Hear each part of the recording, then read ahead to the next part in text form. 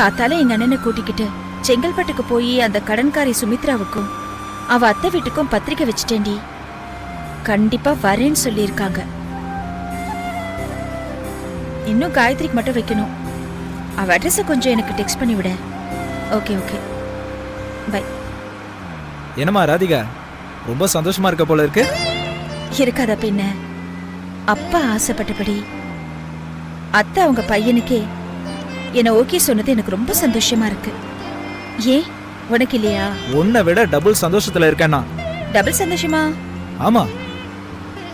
ஒரு பக்கம் என் தங்கச்சி கல்யாணம் பண்ணிக்கிட்டு அப்பாவோட சொத்துக்கு அதிபதியாக போறது, இன்னொரு பக்கம் பணமே இல்லாம நம்மளால நடத்த முடியாம போன அனாதை ஆசிரமத்தை இனிமே வெற்றிகரமா நடத்தி 42 பிள்ளைகளுக்கு நல்ல எதிர்காலத்தை கொடுக்கறதுன்னு இப்படி டபுள் சந்தோஷம் எனக்கு.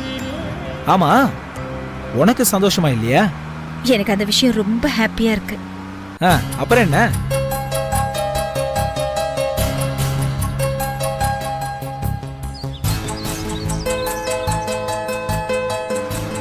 அண்ணா, அப்புறம் என்னம்மா? வயிறு ரொம்ப பசிக்குது. எங்கேயாச்சும் வண்டியை கொஞ்சம் ஓரமா நிறுத்த. கொஞ்சம் பொறு. இந்த கிராஸ் ரோடு முடிஞ்சதும் மெயின் ரோட்ல ஏதாவது ஒரு ஹோட்டல் வரும், அங்க நிறுத்துறேன். எனக்கு ஹோட்டல் எல்லாம் வேணாண்ணா. டிக்கில வாழைப்பழமும் பிஸ்கெட்டும் இருக்கு, அது போதும் எனக்கு. ஓ அப்படியா? சரி ஓகே, இரு வண்டியை ஓரமா நிப்பாட்டுறேன்.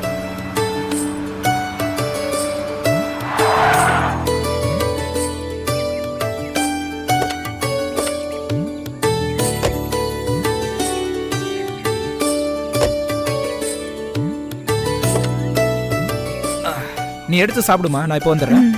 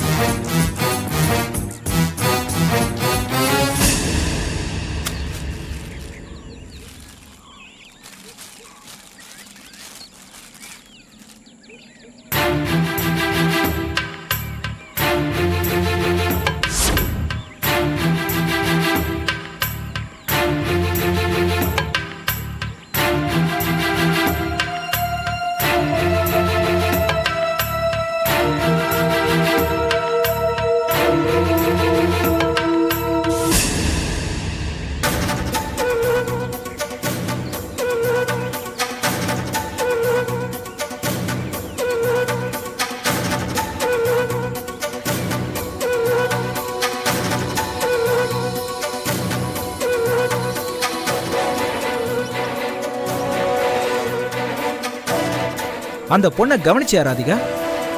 கவனிச்சே. எதையும் பார்த்து பயந்து பயந்து போயிட்டு இருக்கா. பின்னாடி யாரோ துரத்துறாங்களோ என்னவோ. கூப்பிட்டு என்னன்னு கேட்போமா? எதுக்கு நான் வம்பு?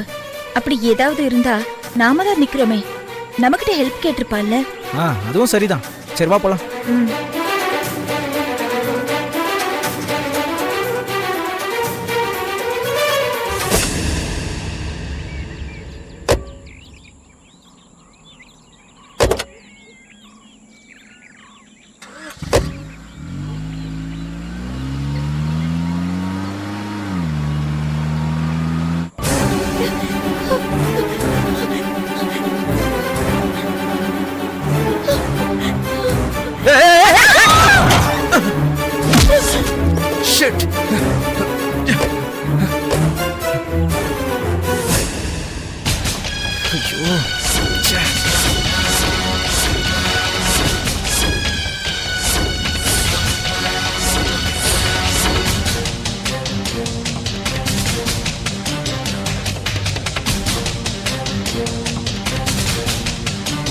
என்னாச்சுன்னா?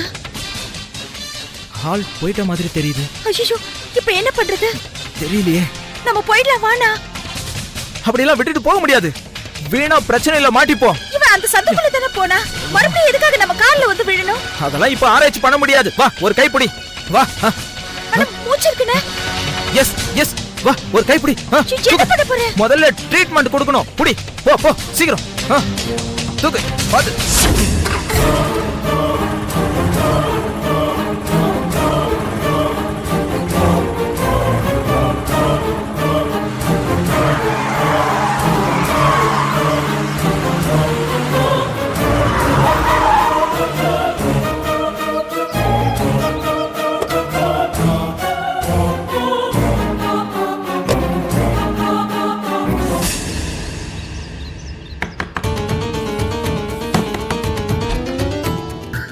என்னண்ணா இவ்ளோ லேட்டு? அவர் கேட்ட மெடிசன் கிடைக்கல, அதான் லேட்டு. தலை.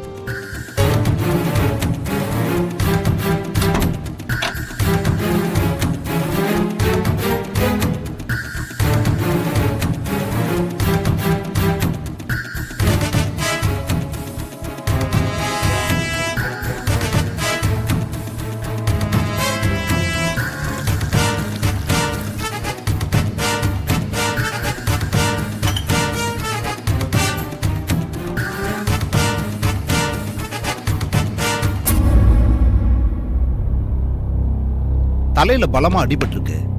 மூளையில ரத்தம் உறைஞ்சு போய் அநேகமா இப்ப கோமா ஸ்டேஜ்ல இருப்பாளோன்னு சந்தேகப்படுறேன். இப்ப என்ன பண்றது டாக்டர்? அந்த பொண்ணு யார் என்னன்னு தெரியாது. இப்ப அவளுக்கு ஏதாவது ஒண்ணு ஆச்சுன்னா நாம தான் பொறுப்பாளி ஆயிடுவோம். அதுக்காக அப்படியே ரோட்ல விட்டுற முடியுமா டாக்டர்? என் வண்டியில அடிபட்டதுனாலதான் செத்துட்டான் ஆயிடாத. அங்கெல்லாம் யாரும் நமக்கு தெரிஞ்சவங்க கிடையாதுண்ணா. அப்படியெல்லாம் நினைக்காத. அந்த ரோடு எம்டி ரோடு. நான் டோல்கேட்ல டிக்கெட் வாங்கி தான் அந்த ரோட்ல என்ட்ரி ஆனேன். பக்கா எவிடன்ஸ் இருக்கும். எதுக்கு இதெல்லாம் நெகட்டிவா பேசிக்கிட்டு? ஏன் உத்தம், அந்த பொண்ணை உடனடியாக ஹாஸ்பிட்டல்ல சேர்த்திருக்கலாம்ல? டாக்டர், நான் அந்த ஐடியாவில் தான் கார்ல ஏத்திட்டு வந்தேன். ஹாஸ்பிட்டல் கிட்ட வந்து பார்த்தா ஒரு அசைவும் இல்ல. டெத் கண்டிஷன்ல இருந்தா. பயந்துட்டேன். எதுக்கு பயந்துக்கிட்டு? போலீஸ்க்காவது இன்ஃபார்ம் பண்ணிருக்கலாம்ல? அடுத்த 13 நாள்ல எனக்கு கல்யாணம் ஃபிக்ஸ் ஆயிருக்கு இல்லையா டாக்டர்? இந்த டைம்ல போலீஸ் கேஸ்னு ஏதாவது அலைஞ்சுக்கிட்டு இருந்தா மாப்பிள்ளை வீட்டுக்காரங்க அபசகுணமா நினைப்பாங்கன்னு தான் அண்ணன் ஃபீல் பண்றாரு. மாப்பிள்ளை ரொம்ப பெரிய இடம் டாக்டர். சித்தப்பா தான் எல்லா ஏற்பாடும் பண்ணிருக்காரு.